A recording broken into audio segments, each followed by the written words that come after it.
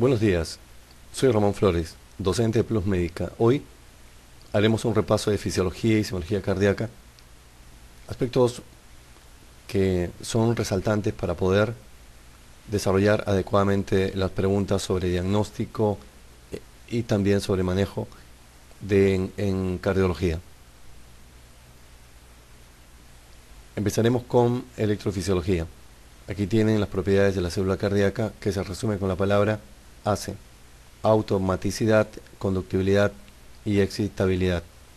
Automaticidad es la propiedad de la célula para despolarizarse automáticamente, sin estímulo eléctrico. Esto ocurre en las células que actúan como marcapaso, como el nodo sinusal. La conductividad es la transmisión del estímulo eléctrico de una célula a otra y esta a su vez a otra, que se conoce como el efecto de dominó.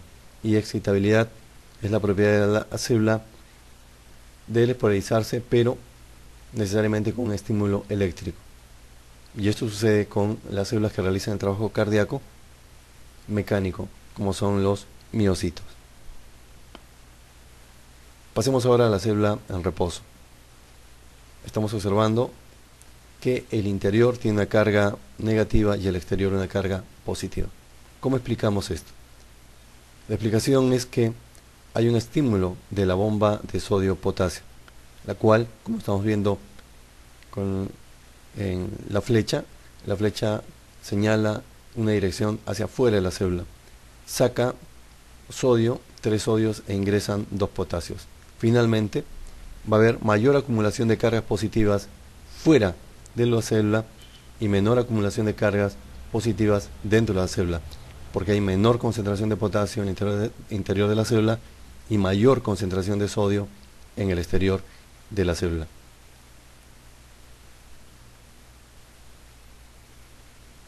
Aquí esta diapositiva es un resumen de los aspectos fundamentales de la electrofisiología. Luego de hemos visto la célula en reposo, luego viene la activación eléctrica, que va a generar una activación mecánica. La activación eléctrica se conoce como despolarización. Hay despolarización tanto de las aurículas como de los ventrículos, y que luego van seguido de la contracción. La despolarización viene a ser el cambio de polaridad de la célula. El interior se hace positivo y el exterior se hace negativo. Esto se hace negativo. Esto se va a representar a través de una flecha. Aquí tenemos ya la célula totalmente despolarizada. El interior está totalmente positivo y el exterior negativo. Y como decía, la representación es a través de una flecha. La cabeza será siempre positiva y la cola negativa. De tal forma que a donde apunta la cabeza, la deflexión es positiva, y a donde mira la cola, la deflexión es negativa. Y si consideramos en la célula el punto medio, en el punto medio de la célula, ahí encontraremos una onda isobifásica. ¿Qué quiere decir isobifásica? Que tiene un componente positivo y un componente negativo, ambos de igual amplitud. Luego que se produce la despolarización, a continuación tenemos la repolarización. La repolarización, que no es sino la recuperación de las cargas iniciales de la célula. El interior se torna nuevamente negativo y el exterior positivo. La representación es a través de una flecha, pero que tiene un sentido inverso al de la despolarización, mientras que de la despolarización va de dentro hacia afuera, de endocardio a epicardio. La repolarización es de afuera, epicardio, hacia adentro, endocardio. Y la cabeza siempre es negativa. Ustedes saben que la onda T es la onda de la repolarización. Y esta onda T, si es que el vector de repolarización llega hasta un punto determinado, la onda T será negativa. y si está mirando la cola de este vector, la onda t será positiva. Es por eso cuando nosotros observamos electrocardiogramas normales en B1, en la derivación precordial B1, generalmente la onda t es negativa. ¿Por qué? Porque hacia este punto se dirige el vector de repolarización. Hasta este punto se dirige la cabeza del vector de repolarización. Y la deflexión será negativa. Pasemos ahora a ver el potencial de reposo. El potencial de reposo es la diferencia de voltaje entre el interior y el exterior de la célula. Tenemos las células que realizan el trabajo cardíaco. El potencial de reposo es de menos 90 milivoltios. Células auriculares, células ventriculares. En cambio, en las células del sistema de conducción, como el nodo sinusal o el nodo auriculoventricular, el potencial de reposo es menos negativo, es de menos 65, menos 50 milivoltios.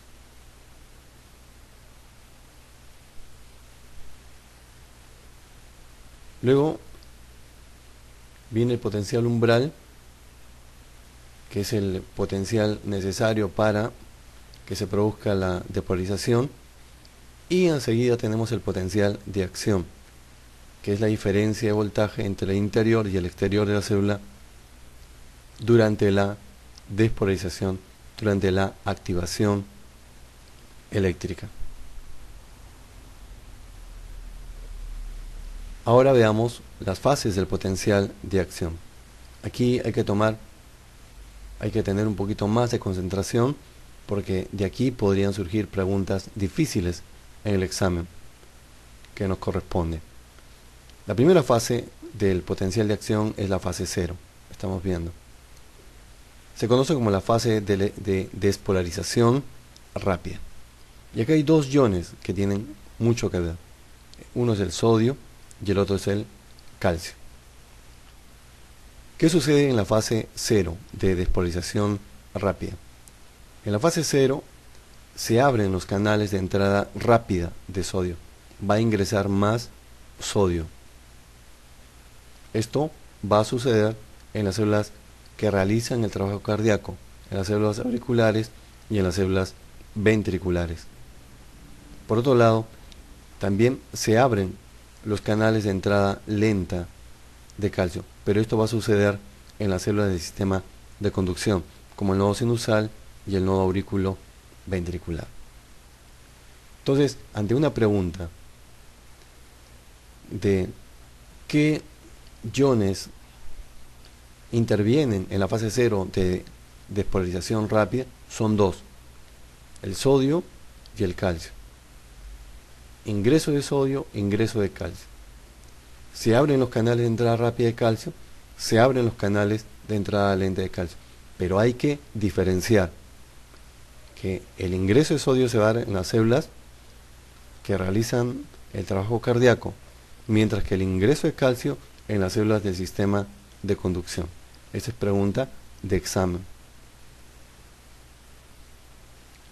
En esta fase, el potencial de membrana llega hasta más 20, más 30 milivoltios. Luego ya va a empezar a descender. En la fase 1, conocida como repolarización precoz, aquí se cierran los canales rápidos de entrada de sodio, va a ingresar menos sodio a la célula y se abren los canales de salida de potasio. En esta fase 1 hay salida de potasio y el potencial de membrana llega a más 10 milivoltios, desciende a más 10 milivoltios. En la fase 2, una fase que todos recordamos, esta fase plana es la fase de meseta. Aquí, ¿qué va a suceder? Que se cierran los canales de potasio y se abren los canales de calcio. En la fase 2 vamos a encontrar salida de calcio y hay una disminución aún más del potencial de membrana que llega a 0 milivoltios. En la fase 3 se cierran los canales de calcio y se abren los canales de salida de potasio. En la fase 3 nuevamente hay salida de potasio. Y finalmente la célula recupera su potencial de reposo. En la fase 4 ya es la fase previa al nuevo potencial de acción. Esta fase ya la célula recupera su potencial inicial de reposo. Y aquí hay una mención aparte en esta fase 4 de potencial de reposo. Tenemos, y también es pregunta de examen, ¿qué se requiere? ¿Qué condición se requiere para hacer un marcapaso? O en todo caso, de las células del sistema de conducción, ¿cuál es el marcapaso patrón, el marcapaso inicial? Y es el nodo sinusal. Primero, veamos lo siguiente. Una célula del sistema de conducción no requiere un estímulo eléctrico, se despolariza automáticamente. ¿Por qué sucede eso? Porque en la fase 4, en las células de conducción, está más inclinada. En cambio, en los miocitos, la fase 4 es plana. Es por eso que su potencial umbral es estable y se requiere un estímulo eléctrico para despolarizarse. En cambio, en las células de conducción es inclinada. El potencial de membrana umbral es inestable y no se requiere estímulo eléctrico. Ahora, dentro de este grupo de las células de conducción, la que tenga mayor inclinación en la fase 4, esa va a ser el marcapaso por excelencia. Y ese es el nodo sinusal. Entonces, ¿por qué el nodo sinusal es el marcapaso por excelencia? Es porque su fase 4 es más inclinada. Y tenemos que tener siempre presente que en el nodo sinusal y el nodo AB, aquí se va a dar el mayor ingreso de calcio en la fase 0. Aquí hay algunas características del nodo sinusal en relación a su potencial de acción. La fase 0 se debe a la entrada de los iones de calcio, a la apertura de los canales lentos de calcio. La fase 1, repolarización rápida, y 2 de meseta, no existe en el nodo sinusal. La fase 3 de repolarización lenta se da por la salida de potasio.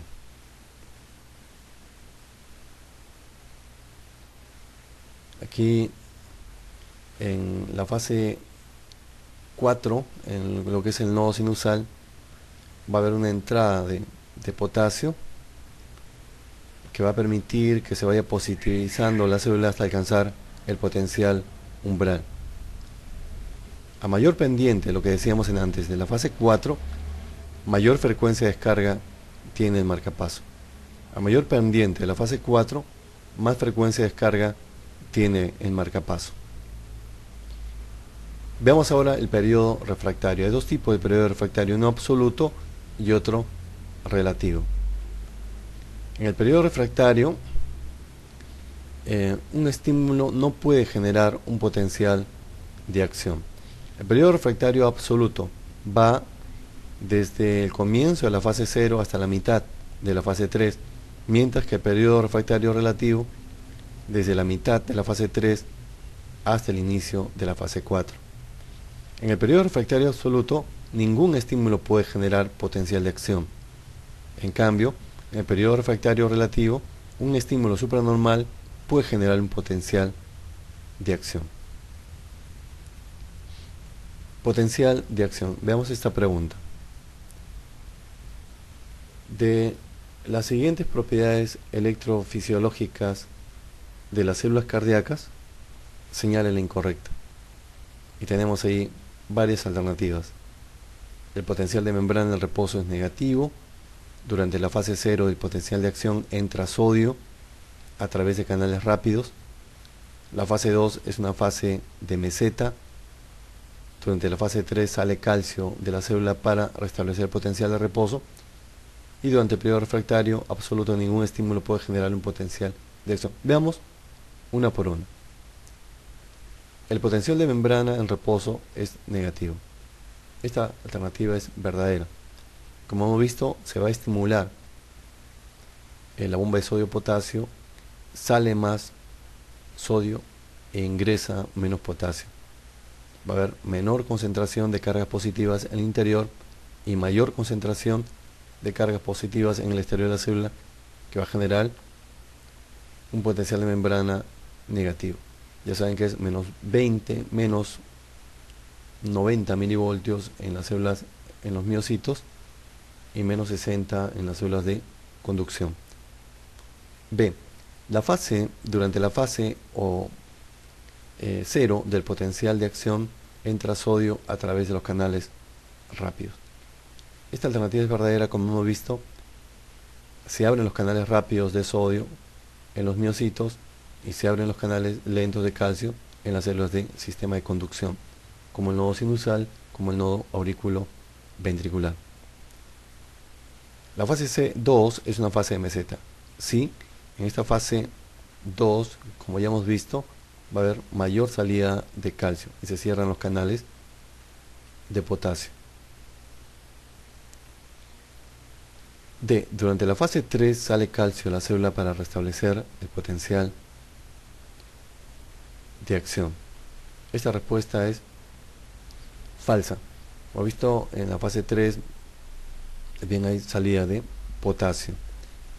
Y la última, durante el periodo refractario absoluto ningún estímulo puede generar un potencial de acción. Sí, efectivamente, recién en el periodo refractario relativo es donde se va. Estímulos supranormales pueden generar potenciales de acción. Aquí tenemos otra pregunta sobre potencial de acción. Señale el enunciado correcto de entre los siguientes. La fase 4 en las células marcapaso es estable. En el nodo sinusal, el ion responsable de la fase 0 es el calcio. El nodo sinusal es el marcapaso cardíaco en condiciones normales porque la pendiente de la fase 4 es la menor. D. La pendiente de la fase 0 de una célula marcapaso es mayor que una célula de sistema de conducción. Y E. El periodo refractario relativo engloba la fase 1 del potencial de acción. Veamos una por una.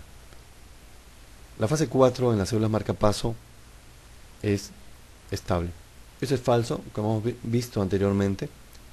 La fase 4 de una célula como el miocito, en este caso es estable. La fase 4 será plana, que va a determinar que el potencial umbral sea estable y se requiera un estímulo eléctrico.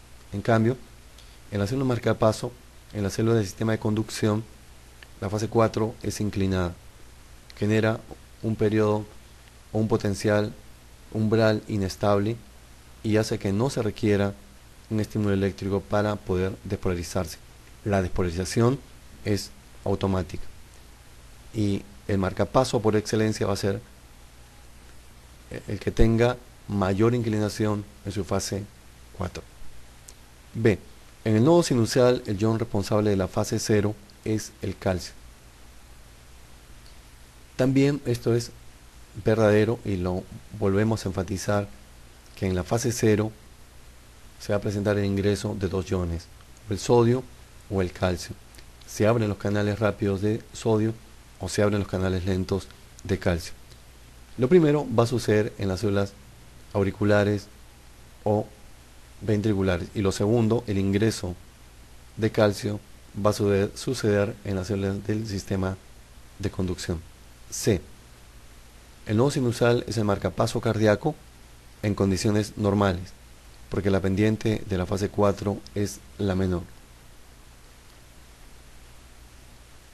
En este caso es todo lo contrario. El nodo sinusal es el marcapaso por excelencia porque su pendiente es la mayor. D. La pendiente de la fase 0 de una célula marcapaso es mayor que una célula del sistema de conducción. es la pendiente de la fase 0, una célula marcapaso, es mayor que en una célula de sistema de conducción.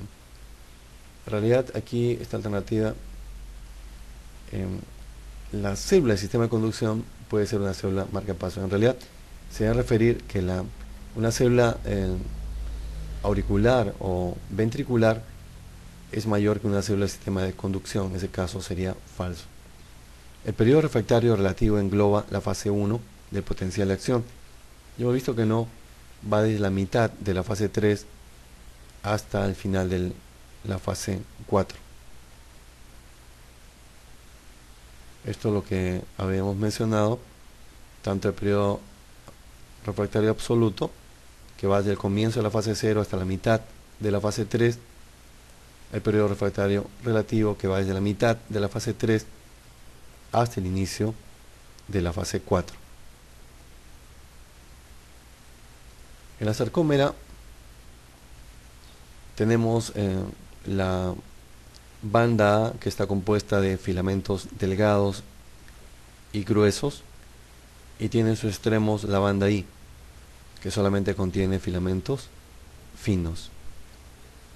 Luego la línea Z, que está justo en el centro de cada banda I, y es el punto de unión entre los filamentos delgados de una sarcómera y otra. Acá unos conceptos importantes sobre precarga y poscarga. Precarga es la distensión de la cámara cardíaca, sea la aurícula o el ventrículo, y está determinada por dos mecanismos. Uno es la distensibilidad del miocardio y el otro es el retorno de la sangre venosa. No se debe confundir el mecanismo con la definición de precarga. Precarga no es el retorno de la sangre venosa. Poscarga es la tensión necesaria en la pared ventricular para que haya un volumen sistólico de eyección adecuado. Existen tres mecanismos. La resistencia periférica, que es la resistencia a nivel de las arteriolas para la salida de la sangre del ventrículo izquierdo. La impedancia es la resistencia, pero ya no a nivel de las arteriolas, sino al nivel de la aorta, que se opone a la salida de la sangre del ventrículo izquierdo. Después tenemos el diámetro del ventrículo, aprovechando la ley de Starling, y la contractividad miocárdica, que es una propiedad intrínseca del miocardio.